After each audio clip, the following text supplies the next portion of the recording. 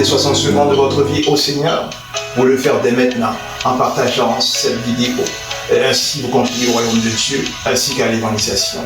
Nous désirons répandre l'évangile dans la francophonie aux 4 vents de ce monde. Et nous réalisons que nous pouvons le faire de par nous-mêmes. Et nous avons besoin de vous. Et c'est avec vous que nous pouvons le faire. Nous vous demandons au nom du Seigneur de nous aider de tous vos moyens, de toute votre possibilité afin d'avancer ce ministère. Et vous le faire dès maintenant sans plus tarder en partageant cette vidéo à un proche, à un cousin, une cousine, à un camarade de classe, un collègue de travail, à une tante, à un oncle. Partagez cette vidéo, ainsi vous serez une grande bénédiction pour la personne qui recevra cette capsule. À lui seul soit la gloire, à l'incombe au Père, au Fils, au Saint-Esprit. Père des cieux, je te rends gloire pour toutes choses. N'est-ce pas toi, Seigneur, sans toi que nous pouvons rien faire du tout. C'est la raison pour laquelle est exprimée ma prière devant toi en ce matin, étant par lequel ton serviteur te demande que tu puisses, éternel, enlever étant toute voile, éternel, tout puissant, afin que ton serviteur puisse arriver à la compréhension, Seigneur, de tes saintes écritures, Père des cieux. Nous sommes en ce temps d'étude, éternel, décerné, et que ta parole devienne limpide dans mon esprit, afin que je puisse la répandre de manière éternelle, tout puissant, enlever, éternel, toute zone de compréhension dans l'esprit de tes enfants. Saisis ton serviteur par ta présence, ainsi que je le prie, au nom de Jésus-Christ. Amen. Donc, je dis bon matin à tous. Je me présente, je suis pasteur Jade Isidore, berger du ministère AFA. Je suis heureux d'être avec vous en ce matin.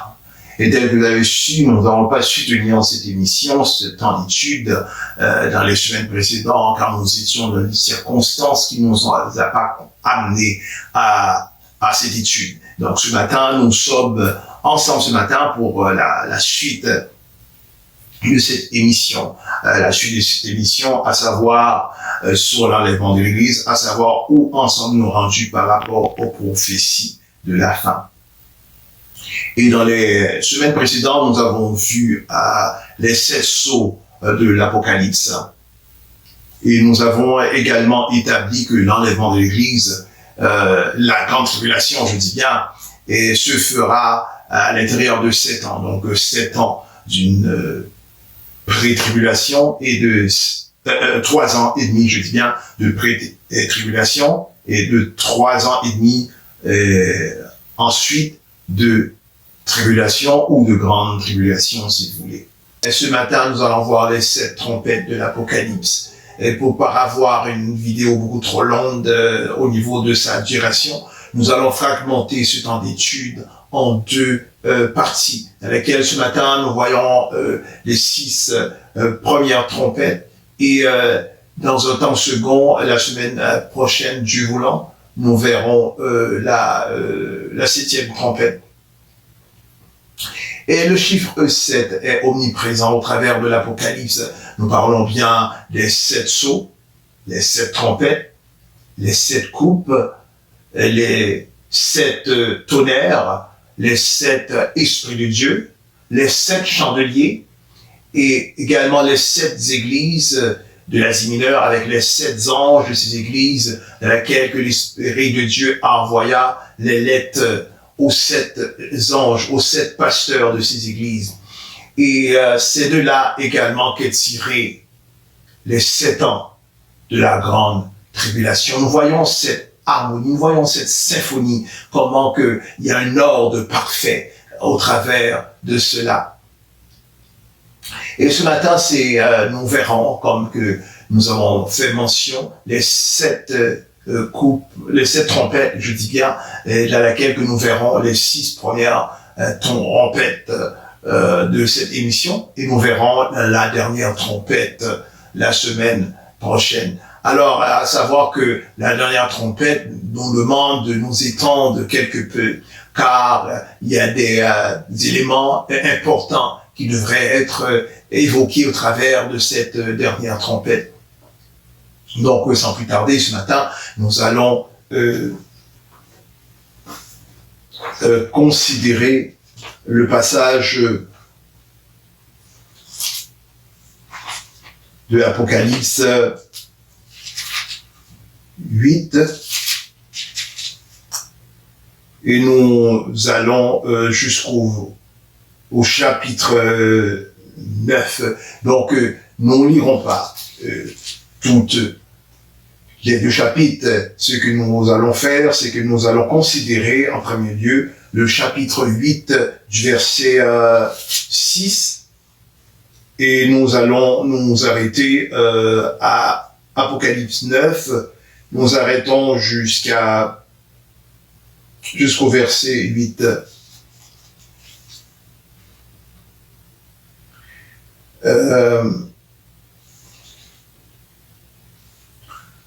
Pour pas avoir une lecture beaucoup trop longue, nous allons nous arrêter de Apocalypse 8, du verset 6 au verset 13. Donc, je vous invite, mes chers amis, à consulter, à considérer de par vous-même l'Apocalypse du chapitre 9.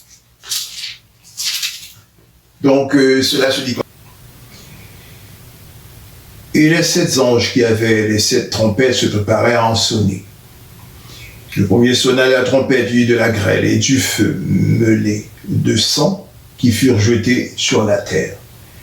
Et le tiers de la terre fut brûlé, et le tiers des arbres fut brûlé, et toute herbe verte fut brûlée. Le second ange sonna la trompette, et quelque chose comme une grande montagne, embrasée par le feu, fut jeté dans la mer. Et le tiers de la mer devint du sang. Et le tiers des créatures qui étaient dans la mer, qui avaient vie, mourut, et le tiers des navires périt. Le troisième ange sonna la trompette, il tomba du ciel une grande étoile ardente comme un flambeau. Elle tomba sur le tiers des fleuves et sur les sources d'eau. Le nom de cette étoile était absinthe. Et le tiers des eaux fut changé en absinthe, et beaucoup d'hommes moururent par les eaux, parce qu'elle était devenue amère. Le quatrième ange sonna la trompette, et le tiers du soleil fut frappé, et le tiers de la lune, et le tiers des étoiles, afin que le tiers en fût obscurci, que le jour perdit un tiers de sa clarté, et la nuit de même. Je regardais et j'entendis un aigle qui volait au milieu du ciel, disant d'une voix forte, « Malheur, malheur aux habitants de la terre, à cause des autres sons de la trompette, des 3 anges qui vont sonner. »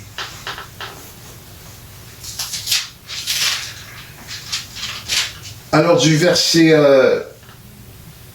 7, il s'agit que l'ange de Dieu alla à sonner la première trompette.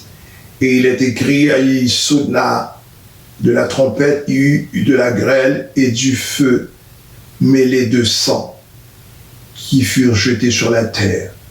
Et le tiers de la terre fut brûlé. Et le tiers des arbres fut brûlé. Et toute herbe verte. Ici, de ce verset, il dit que la grêle, il y a la grêle qui se déversa sur la terre, et cette grêle était accompagnée de feu et de sang. Et il faut comprendre que de l'Apocalypse, c'est un livre qui renferme de multiples métaphores et de figures de style. Mais ici, nous devons bien comprendre qu'également, bien que lorsque nous considérons un élément de choses au travers de ces péricopes, nous pouvons comprendre que ce sont des choses qui semblent à nos yeux impossibles, mais sachant que ce matin, tout comme vous le savez, chers amis, qu'il n'y a rien qui n'est impossible à Dieu. Dieu peut toutes choses. Et il se peut, de manière littéraire, que du sang parvint des cieux pour se répandre sur la terre, car Dieu peut toutes choses. Mais de ce verset, il dit que de la grêle, nous savons que Dieu Allah avait été de ce même jugement, si nous rappelons, de l'Égypte et de son pharaon. Dieu avait répandu de la grêle comme signe pour montrer sa grandeur, afin que Pharaon et l'Égypte puissent libérer son peuple. Il s'agit que Dieu avait Allah de de ce jugement en Égypte. Et il s'agit également que Dieu ira de ce jugement à la fin des temps sur les rebelles et ceux qui se sont fiés de son Fils et de son sacrifice. Et la grêle en question, il s'agit que ici de ce verset, il s'agit de la grêle bien sûr et de feu. Et nous pouvons comprendre de ce verset que le feu en question, il s'agirait, si nous soulevons une hypothèse, que ce sont des comètes. Qu'est-ce qu'une comète? Une comète, c'est une masse rocheuse accompagnée de glace qui, de son orbite elliptique, tourne autour du Soleil. Alors, de ces comètes, lorsqu'ils se rendent de composition, ils peuvent prendre la forme de feu.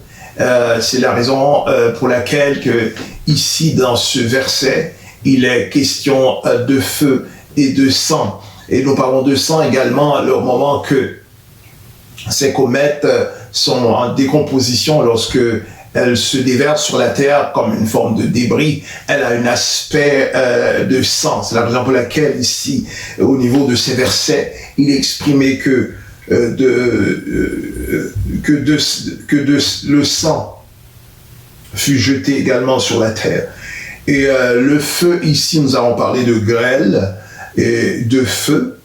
Et ce feu ici, c'est un feu qui jaillira, qui prendra naissance par les comètes, comme nous avons exprimé, mais c'est un feu réellement tangible parce qu'il est exprimé également que la terre fut brûlée et le tiers des arbres fut brûlé. Donc, ces comètes qui sont en décomposition va réellement, de manière littéraire, former de sa formation un feu. Et ce feu va brûler entièrement, au tiers, je dis bien, les arbres de la terre et les herbes vertes. Alors nous savons que le seul Dieu qui répond par le feu, c'est notre Seigneur. C'est l'Éternel des armées qui est le seul et vrai Dieu qui peut répondre par le feu. Et il répondra par le feu au travers de cette grande tribulation. Et ainsi au verset 8, il est dit que le second ange sonna de la trompette et quelque chose comme une grande montagne embrasée par le feu et fut jeté dans la mer, et le tiers de la mer devint du sang. Et ici, il s'agit de cette grande montagne, il s'agit d'un volcan. Un volcan en pleine, dans son éruption, va jaillir, se détacher pour se répandre dans la mer. Et nous parlons ici d'un volcan réellement dans des proportions démesurées. Et son feu va se répandre sur la terre. Comprenant que l'apôtre Jean, à la vue de ce volcan, il n'avait pas encore un niveau de langage un niveau de langage par lequel il pouvait réellement s'exprimer avec une précision en la matière de ce que l'ange de Dieu lui a donné de voir. Alors, il alla de son mieux afin d'exprimer ce que ses yeux ont su entrevoir. Alors, ce volcan qui va jaillir dans la mer, ce n'est pas un volcan, des volcans que nous pouvons observer. Ces volcans sera animé par la main divine, par la main invisible et divine de Dieu. Et ce volcan va jaillir dans la mer. Et au moment qu'il se répandra dans la mer, nous verrons quelque chose sans précédent, c'est-à-dire que les laves de ce volcan va être en flottaison sur les eaux. Et nous disons que dans cette vie courante, il y a des forces, il y a le feu qui est une force, il y a l'eau qui est une autre force. Et nous savons que l'eau au niveau de force, de capacité, l'eau se présente plus fort que le feu. Pourquoi? Parce que l'eau peut éteindre le feu et non le contraire. Le feu ne peut éteindre l'eau. Alors l'eau, en termes de force et résistance, l'eau elle se présente beaucoup plus fort que le feu. Alors, ici, nous voyons que par ce volcan qui va se répandre dans les eaux de la mer, et le feu, ou bien encore la lave, les laves de ce volcan vont être en flottaison sur les eaux de la mer. C'est la raison pour laquelle que l'apôtre de sa perspective, il a dit que sur les eaux en sera du sang. Et donc, ce n'est pas du sang textuel. Nous nous rappelons que le Seigneur peut faire toute chose. Mais toutefois, nous pouvons ici soulever une hypothèse qu'il s'agit non pas de feu de manière littéraire, mais bien des laves de ce volcan qui va se répandre dans les eaux. Et ce volcan, nous avons ici un exhibit, nous avons devant nous une pièce à conviction qui nous fait comprendre que ce volcan ne sera pas un volcan désert présent, car il est dit que ce volcan va tuer, va amener et va dessuer jusqu'à un tiers des fruits de mer. Alors, nous comprenons que ici, nous voyons la propriété de l'eau que l'eau ne pouvait pas, cette eau ne pouvait pas éteindre les laves ou bien le feu qui jaillira de ce volcan. Et le feu, alors que ce volcan se déverse dans la mer, et ce volcan va jusqu'à tuer jusqu'au tiers des fruits de la mer. Et va également tuer un tiers également des navires qui sont sur les eaux. Alors nous voyons que ce volcan, au moment qu'il tombe dans la mer ne pouvait pas éteindre les laves de ce volcan.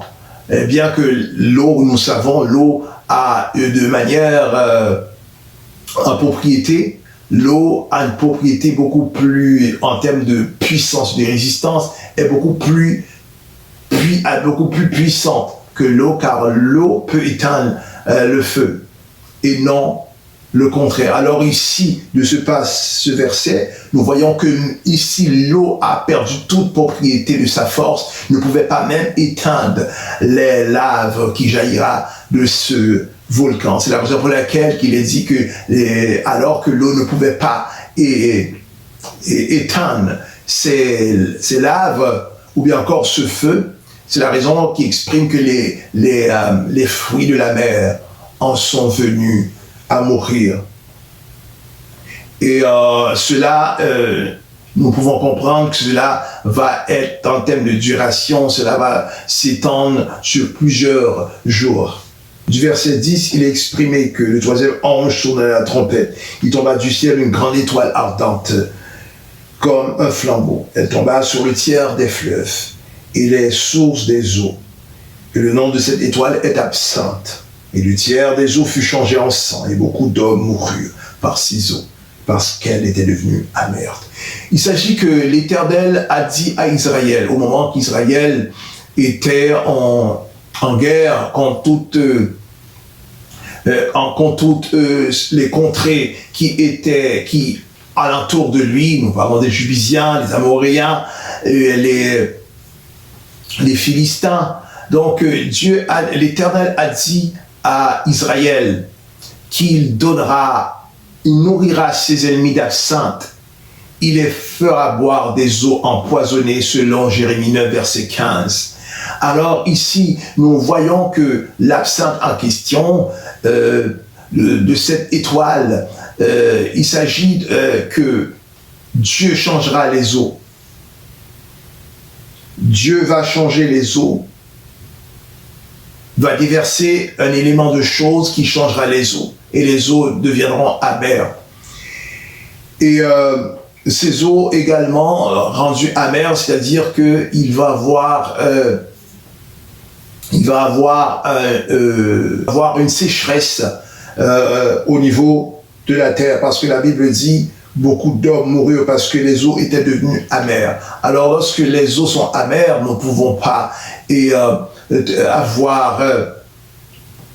nous ne pouvons pas avoir des bonnes récoltes au niveau de l'agriculture. Nous ne pouvons pas boire, nous ne pouvons pas voir à l'hygiène corporelle. Donc il va y avoir une sécheresse à ce niveau, car les eaux, Dieu rendra les eaux amères. Et au verset 12, le 4e ange sonna la trompette, et le tiers du soleil fut frappé, et le tiers de la lune, et le tiers des étoiles, afin que le tiers en fût obscurci, et que le jour perdit de sa clarté, et la nuit de même. Ici, il s'agit que, tout comme il a été de l'Égypte, alors que l'Éternel avait jugé l'Égypte et son pharaon, l'Éternel avait établi un ténèbre profond au niveau de l'Égypte. Et il s'agit que, à la fin des temps, Dieu va encore aller de ce jugement sur les hommes, sur les rebelles, les impies. Et Dieu va amener des ténèbres profonds sur la terre, des ténèbres, lorsque nous voyons la nuit arriver de notre époque, de notre ère, les ténèbres de ces nuits vont être multipliées jusqu'à 10 fois. Alors nous pouvons comprendre la profondeur des ténèbres qu'aura en ces temps. Et au moment que Dieu jeta les ténèbres en Égypte, le peuple ne pouvait pas même voir leurs mains. Alors, il en sera ainsi à la fin des temps. Dieu va répandre un profond ténèbre au travers de la terre. Donc, restons ensemble, mes chers amis, nous allons au chapitre 9. Donc, je vous invite à considérer ce chapitre. Et au verset 1er, il est dit, le 5e ange sonna la trompette. Et je vis une étoile qui était tombée du ciel sur la terre. La clé du puits de l'abîme lui fut donnée. Et elle ouvrit le puits de l'abîme. Il monta du puits une fumée comme la fumée d'une grande fournaise. Et le soleil et l'air furent obscurcis par la fumée du puits. De la fumée sortit des sauterelles et se répandirent sur la terre. Il fut donné un pouvoir, comme le pouvoir prend les scorpions de la terre. Il leur fut dit de ne point faire de mal à l'herbe de la terre, ni à aucune herbe, ni aucune arbre, mais seulement aux hommes qui n'avaient pas le sceau de Dieu sur leur front. Et ici, de ce verset, nous voyons que de la 5e trompette, que une étoile tomba du ciel. Et cette étoile, c'est Satan lui-même, Lucifer. Et il est dit que la clé de l'abîme lui fut donnée. Et nous savons que qui avait les clés? Toutes les clés, c'est Dieu, l'Éternel des armées, qui avait dans ses mains toutes les clés. La clé de l'enfer, la clé du séjour des morts, la clé de l'abîme, etc. Donc Dieu, à la fin des temps, donnera la clé de l'abîme à Satan. Et Satan va faire sortir de l'abîme. Ici, il est indiqué de ce verset que des sauterelles jailliront du puits de l'abîme. Et nous pouvons voir que cela est très démuni de sens, car les sauterelles, les animaux, les insectes ne peuvent être dans un pareil lieu, car ce sont des créatures de Dieu. Et ces créatures, les animaux ne pêchent pas. Alors ici, de l'abîme, il ne peut être des sauterelles, il peut être des lapins dans cet abîme. Il ne peut pas de cet abîme jaillir des poulets. Il ne peut jaillir de cet abîme des oiseaux ou bien encore des chats. Il peut jaillir des animaux de cet abîme. Mais là, ici, il est question de sauterelles. Alors, l'abîme est réservé aux démons. Aux démons, lorsque les démons, il y a un délit quelconque, lorsque les démons enfreignent une loi spirituelle, alors ils sont mis dans cet endroit qui est à une haute sécurité maximum, qui est un isolement. Alors,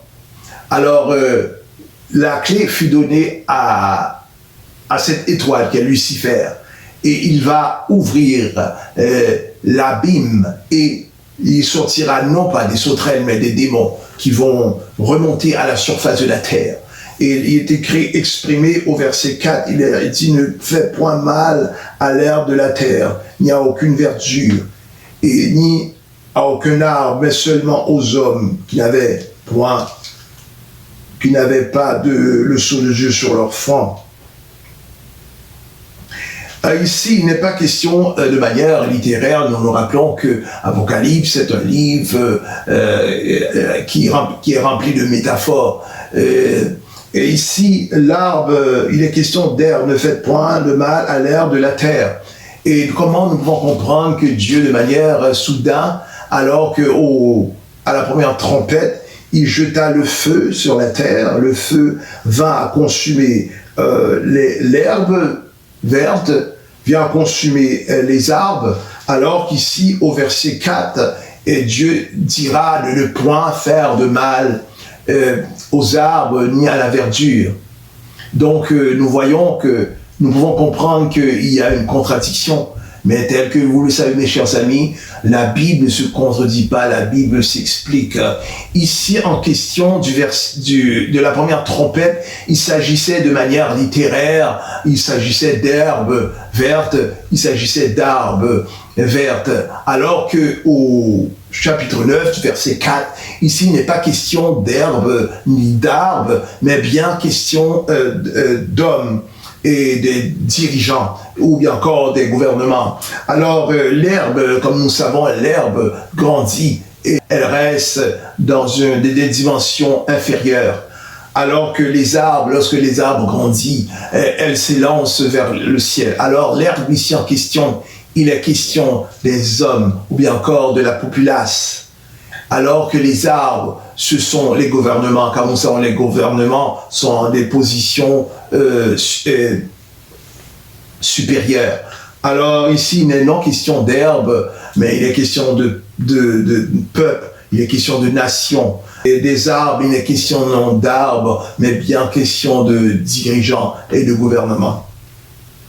Au verset 7, il est dit, ces sauterelles ressemblaient à des chevaux préparés pour le combat.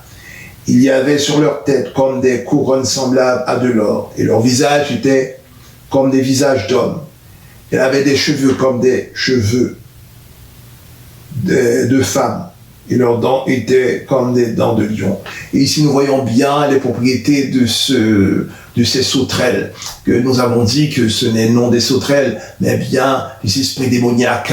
Alors, il est dit qu'il avait des visages d'hommes. Oui, bien entendu, les anges ont une ressemblance, beaucoup de similitudes avec l'homme au niveau de sa morphologie. Et il est dit qu'il avait des cheveux de femme. Et les anges, nous pouvons comprendre, comportent à bord la longue chevelure. Et il est exprimé également qu'il portait des couronnes lors de la chute de Lucifer. Et ces tiers d'anges qui étaient en rébellion avec lui. Et lorsqu'ils furent précipités sur la terre, Dieu les a précipités avec toute leur puissance. Car il est exprimé dans Romains 9 que Dieu ne se répand pas ni de ses dons ni de son appel. Alors Dieu les a précipités, ils ont gardé toute la puissance que Dieu les a donnée. Et leur position, c'est la raison pour laquelle il est exprimé qu'ils portaient des couronnes d'or. Également, en ce moment, il y a il y a 2 anges, il y a 4 anges, je dis bien. Il y a 4 anges en ce moment dans la zone de la Mésopotamie, tout près du fleuve Euphrate. En ce moment, il y a 4 anges qui sont liés par Dieu et qui n'attendent que le signal avant de frapper. Et c'est la raison pour laquelle il est exprimé lors de la 6e trompette que le 6e ange sonne à la trompette. J'ai entendu une voix venant des 4 cornes de l'autel qui est devant Dieu, en disant au 6e ange qui avait la trompette de délier ses anges.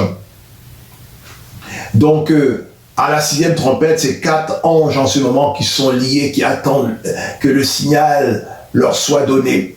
Et ces anges maintenant sont liés et sont prêts à frapper. Au moment que le signal de la 6e trompette se retentira, alors ces anges ce sont des anges qui sont capables, qui sont des anges qui vont rassembler un troupeau de dirigeants, de gouvernements, afin de pouvoir mener une guerre sans précédent. Et cette guerre, qui est la guerre jusqu'à ici, la plus meurtrière. Rappelez-vous que nous avons dit lors de les vidéos précédentes et que l'homme a développé avec les années, avec les époques, ont développé des capacités de tuer de manière sans précédent.